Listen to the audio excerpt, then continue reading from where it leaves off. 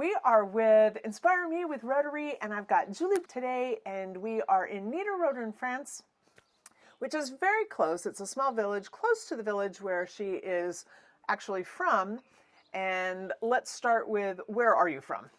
I'm from Caillembourg, which is a very small village in Alsace, France. And you came to Texas from that club, the club of Wissembourg. Okay. Yeah. Part of the district 1680.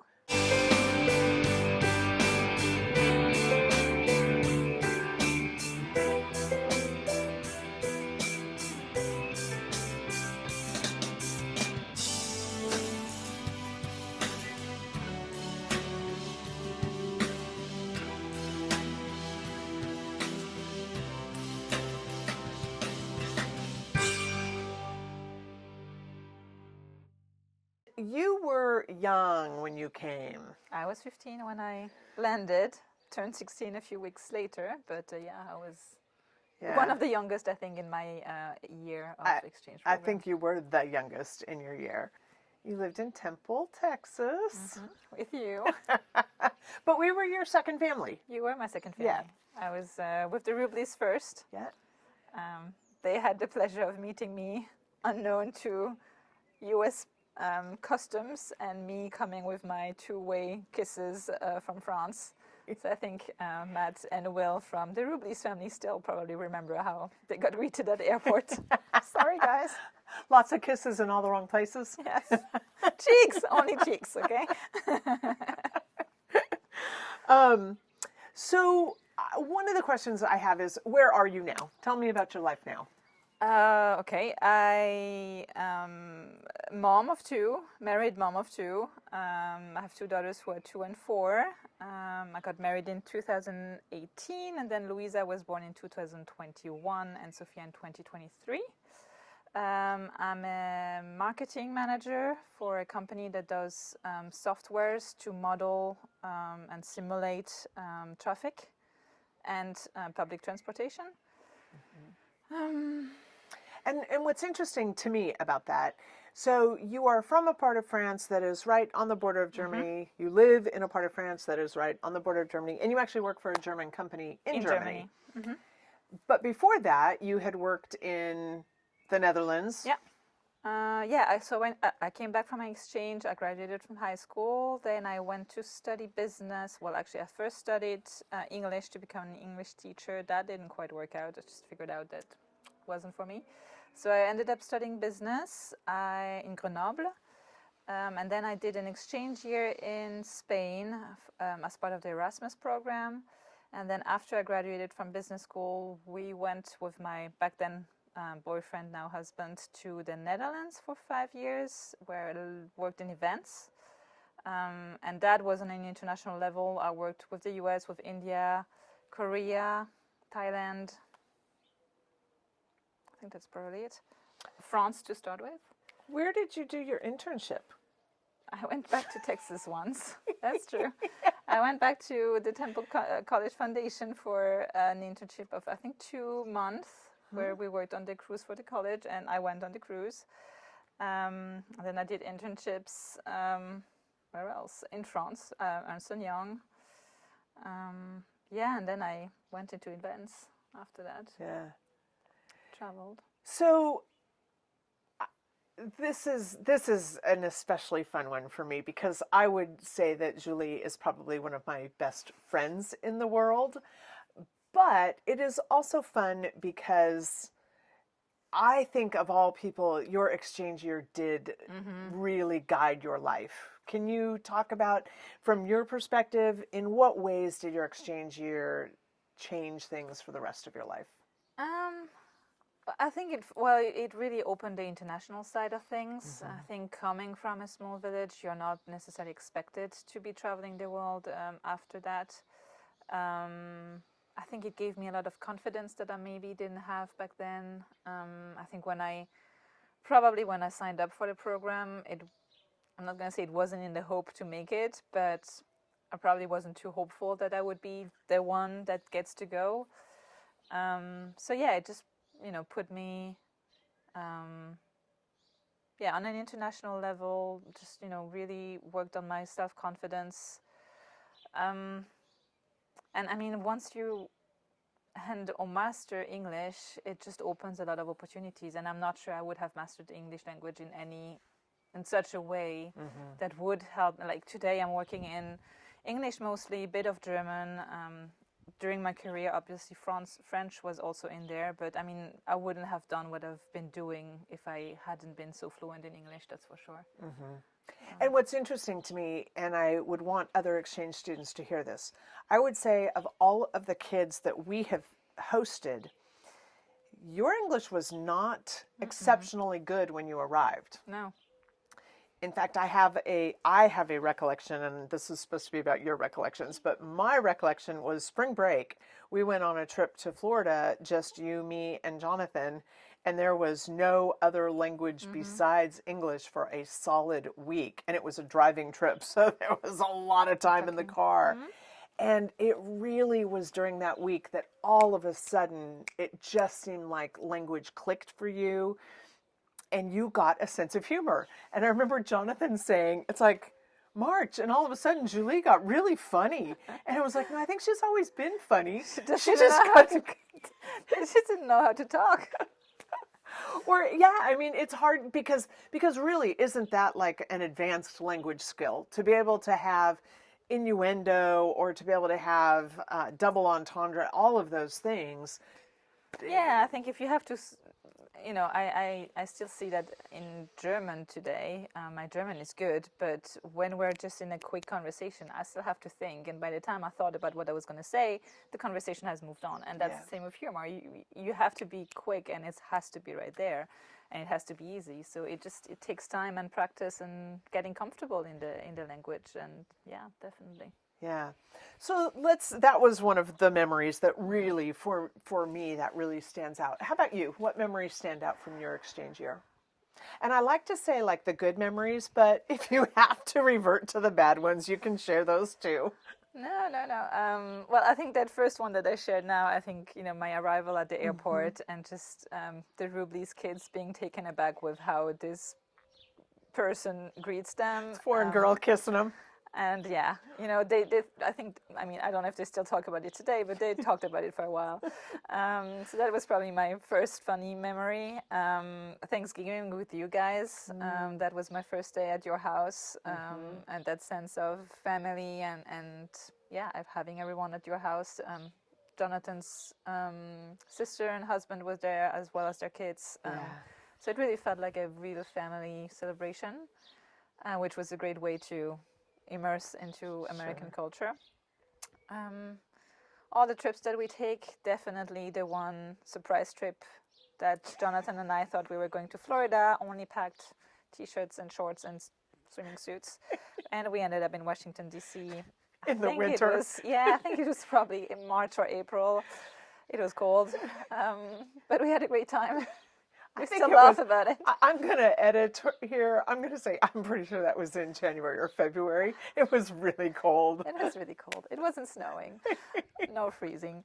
But yeah, and I think, we made the best out of that as well. We got new shirts or hoodies. And that was a lot of fun. For anyone going to Washington, D.C., go to the Spy Museum. Yeah, that's also a highlight. Yeah. Don't worry about the Smithsonian. Hit the Spy Museum. Definitely. Off the beaten path. That's what we're doing, right? So yeah. Off the beaten path. Yeah, that's right. I mean, Florida, that trip was intense and crazy and great. I mean, you've taken me to so many places. Also, that Texas tour was great. You welcomed my family in your home. That last dinner under the trees. Yeah, all of that. That was great. Yeah. That was a great goodbye dinner. It was awesome. We had the Rublis, we had Nella Sperling, our German teacher. It was really nice. Yeah. So one of the things that I think is interesting, who are you still in touch with from your exchange year? I'm still in touch with, you guys. The Rublis from really afar, I must say. But, I mean, whenever they're in Europe, they will, hit me up and say, hey, we're traveling here and there. Any chance we can make it? I think we met with them in Barcelona a few years back. I can't remember, it was probably 2018, 2019 before COVID hit. Yeah. So that was fun. We went for a few tapas there. I'm in touch with some of the friends. Like, do you actually want names? Yeah, give names. Shout them out. I'm in touch with Sophia, who was also an exchange student in my year. She's in Germany, and we're in contacts once in a while. She's also a mom of 2. I'm definitely in contact with Lavelle, who you've also still been in contact with. Roderick, Stephanie, Liz, who is in Dallas and has twins plus 1. Who else is there? I mean, I follow quite a few of them on Insta, and we're not necessarily in contact, I would say, but it's always fun to see how everyone's life has evolved and changed. And, I know that a lot of them will just, whenever they are somewhere in the neighborhood, will just say, hey, we are, neighborhood being Europe, hey, we are traveling through Europe. Is there any chance we can meet in Germany, in France, and back then in the Netherlands? Yeah. Well, and I think that's really special, because not only have you followed them on social media, but I know, because I was there for some of the, but you've met up with them, and you had the trip to New York where we all met up, and Stephanie's come here. Yeah, exactly. So I really think you've done an exceptionally good job of maintaining friendships with local kids, not just other exchange students. Yeah.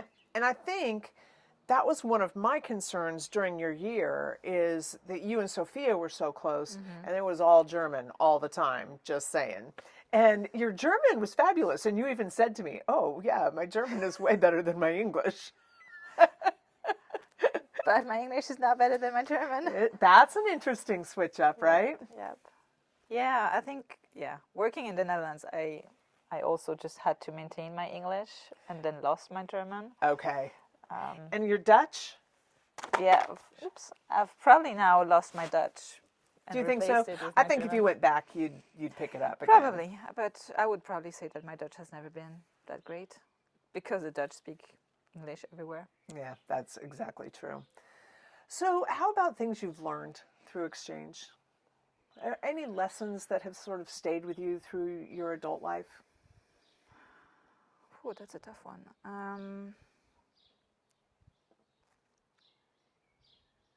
Yeah, I don't know how to answer that one. I think it's all everything that I said before as well. It's really the experience, the relationships you build, the people you meet. That makes part of who you are. But I'm not sure I have I don't know. Would you have something? Oh, I don't know. You maybe will. Well, so I know you, again, this is different. You're one of my best friends, and so I can think of some of the conversations we've had in the many years since your exchange. When was your exchange? 2005. 20 years ago. 20 years ago. Yeah. So in the 20 years of friendship that has ensued, there have been conversations, and I remember one time saying to you, oh, I worry that I was a bad marriage mentor for you. Right? I did worry. I really did worry about that. I wanted you to see a good marriage at work, and I'm not sure my marriage always qualified for that. We have stories of the arguments that we would have. And I left Texas with a peace pipe in my luggage, and for them in their house. Yeah, I think we needed a peace pipe, but that was a very real lesson, and you taught us a very real lesson from that. And I would say, for us, it was a lesson that we needed to think about the audience that we were in front of, but we also needed to maintain a sense of humor and not take everything so seriously. And that, what is the ultimate goal here? It's peace, and it's having a comfortable vibe in our home and around the people that we love. Okay. So I brought that to you. Yeah, you did. Sometimes we forget it.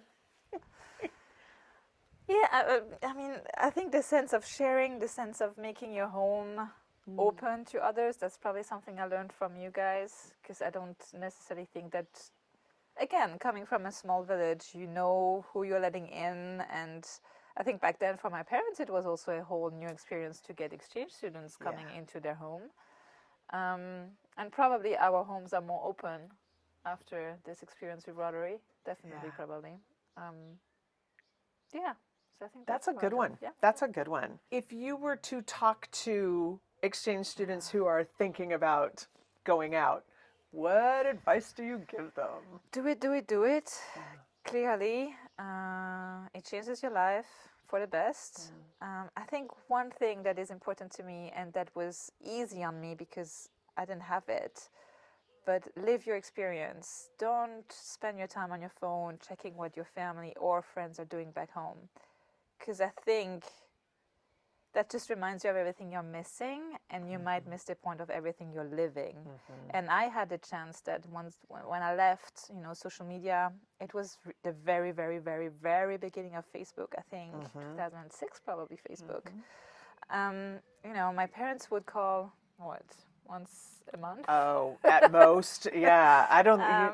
There was not a ton of family contact at all. And everything was going through a few text messages that back then the characters were still counted. You were still. Do you remember you were like you had to do 1, 2, 3, 4, 5, 6, 7, 8, 9, and you had to punch three times to get a C. Exactly.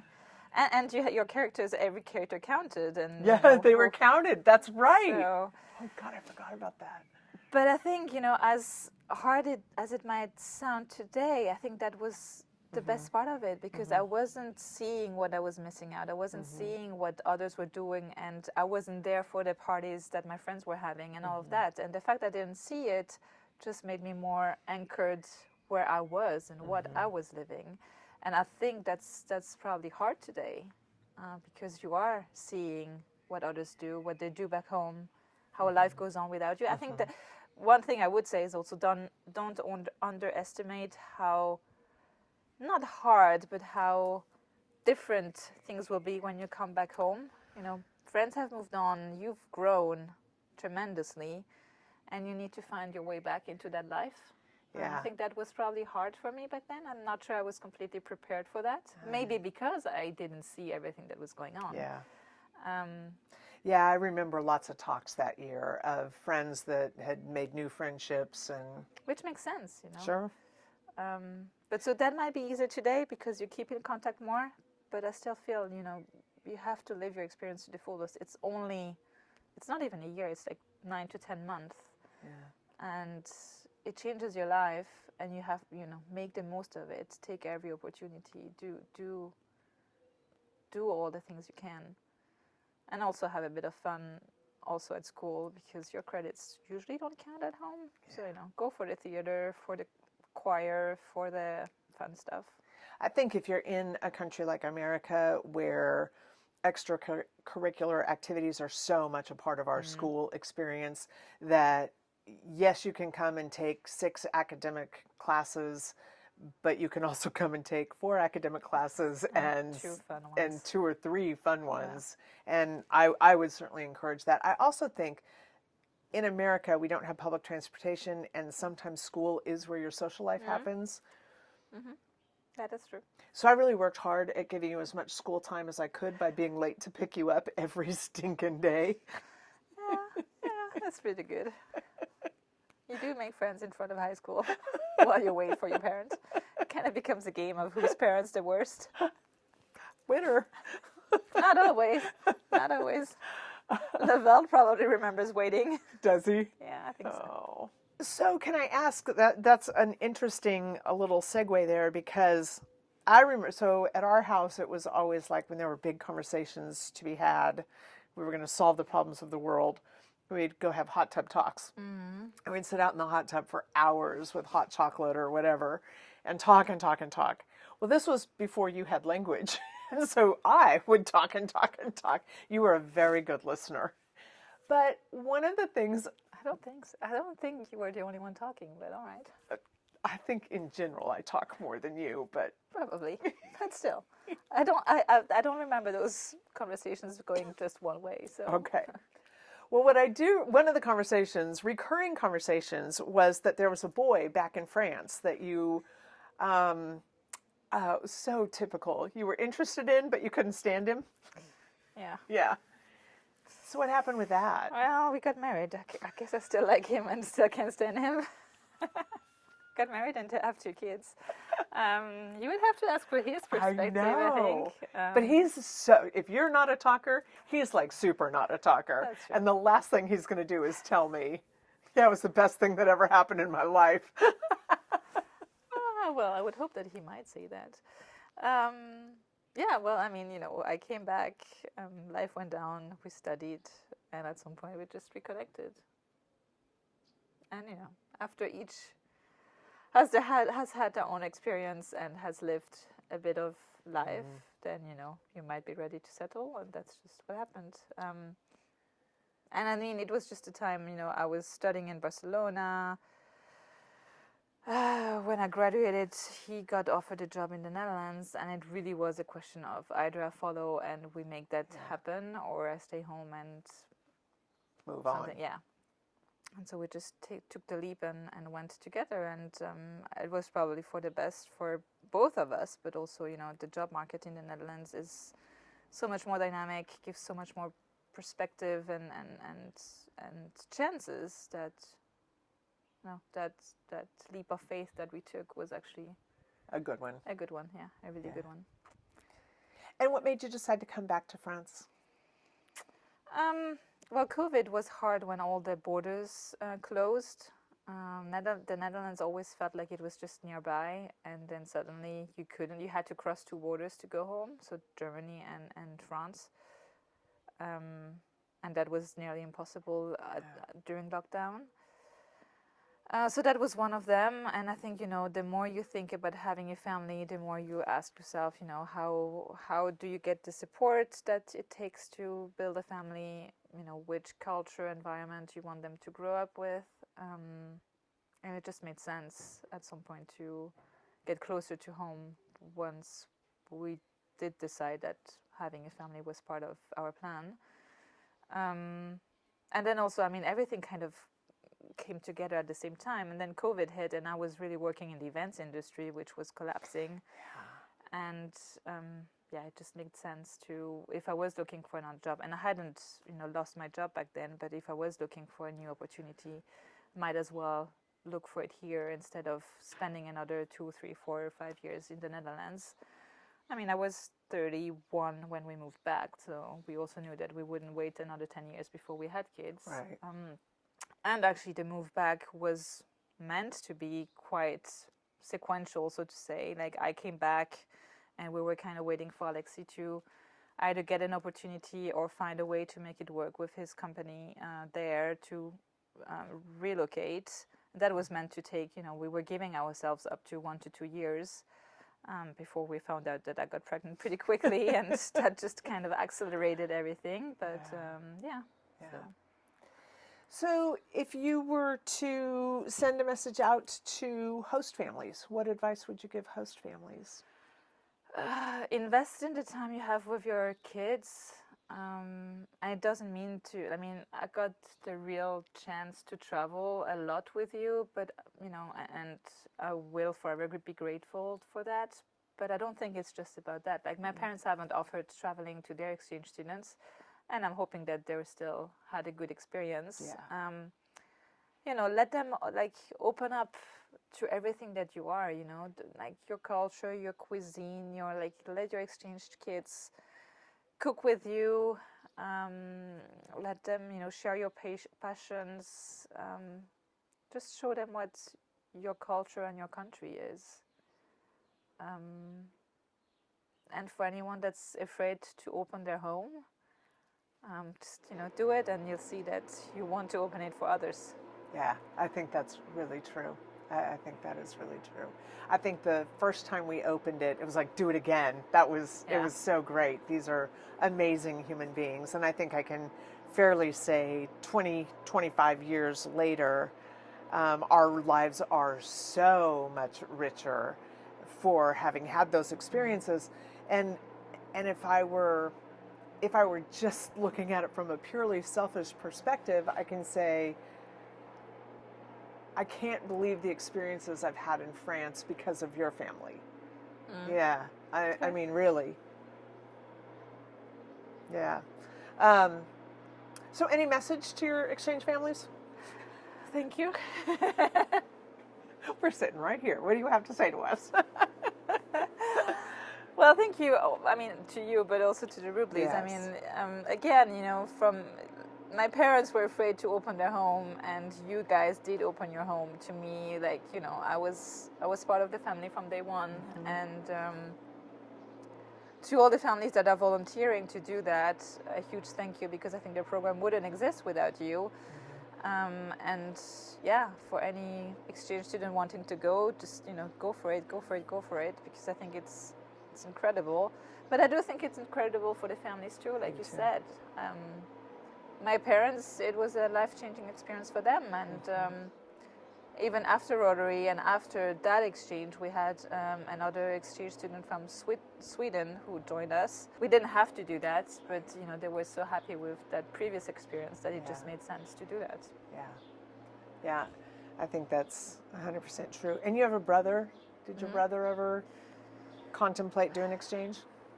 He was in boarding school, and I think, I'm not too sure why he didn't necessarily. He hasn't gone, but he did quite a bit of exchange years afterwards during his studies. He went to, I don't even remember it I think it was only a semester, but he was in Nashville for a few months. And so I think, yeah, it has definitely opened to an international level the rest of the family as well. I see that too. I remember your brother coming out to visit when he was like 12, I think, at the end of your year, and just bright-eyed and so excited about everything, spoke no English. Yeah. And then came to visit when he was in Nashville, and yeah, his English is fabulous, and he's still bright-eyed, but differently so. So you're saying that Thomas learned English within a few months in Nashville, whereas it took me a year in Texas. But he didn't have a German exchange friend. I'm sure he had international friends there too, but sure. That was the funny for us, and I remember talking to you about it at one point and saying, okay, you recognize, you recognize. But I think Sophia was a good friend for you at that time too. Yeah, I'm glad I had her to go through that whole experience as well. You know, and we hear that from so many exchange students that they will say, I made such close friends with other exchange students because you guys are going through a similar experience. Whereas local kids, they already have their friends, they've got their lives. You can come, you can go, and it might be kind of fun and interesting, but it isn't quite as life-changing for them as it is going through an experience. Of course. And I think relating to that, when you come back and you have new exchange students in your high school, you're more inclined to share with them and to open your circle to them because you know what they've been through. Yeah. So there's a few of those as well that I think of Nitsi, who's in the US as well, but who spent her year here. She hasn't stayed with my parents, but we got close when she was here. It was, I think, 1 or 2 years after I came back. So yeah. That is a great point. I'm glad you said that. Anything else you want to say out there to Exchange World? No, just I'm hoping that program will. Have you had any connection to Rotary since then? I really haven't. And I think it's hard from here because we're kind of far from any club really, that very dynamic clubs, I would say. But I'm not close to that experience at a time in my life where it might be relevant. Or, you know, if tomorrow the local Rotary would be looking for host families, I think we would probably consider. Okay. Maybe the girls are still a bit young for that, to add another kid to the kids. But I mean, clearly I've benefited from it, so I wouldn't see why I wouldn't open my door to others. Did you ever see Rotary as a good network system while you were in business, or like when you were in the Netherlands and trying to kind of establish yourself? Was that ever an option for you? I don't think I even thought about it. I don't think... So, but because my parents weren't Rotarian when I left, and they still aren't, I was kind of one of the lucky odd ones that our Rotary Club didn't have children on their own that were in the age where they could go. So they opened the doors to anyone in my high school to, put their application forward and volunteer to go. And so I must say I was foreign to Rotary when I applied. I was immersed in Rotary when I was there. But even that, you're a Rotary Exchange student, but you don't, you're at school, you don't really attend the meetings, even though, I've been to quite a few. And it is a community because you end up traveling together and have meetings together. But I must say, I came back and I didn't join back then the Interact. Interact or Rotarex. And I kind of dissociated myself from it a little bit, just because there wasn't necessarily an opportunity, or I didn't seek it. But the future is still, Absolutely. hoping there's still years to come. So, I think there are. And I think part of my reason for wanting to do this channel is to say we have this incredible group of still young people that would be such an asset to Rotary. And I think that Rotary could benefit them in their careers and everything else. But I think we miss there's sort of a gap in connection there. And so that is part of why I wanted to do this channel, is to say, hey, don't forget about these amazing folks that you supported in a huge way. Yeah, it's very true. Yeah. Thanks, Jules. Thank you.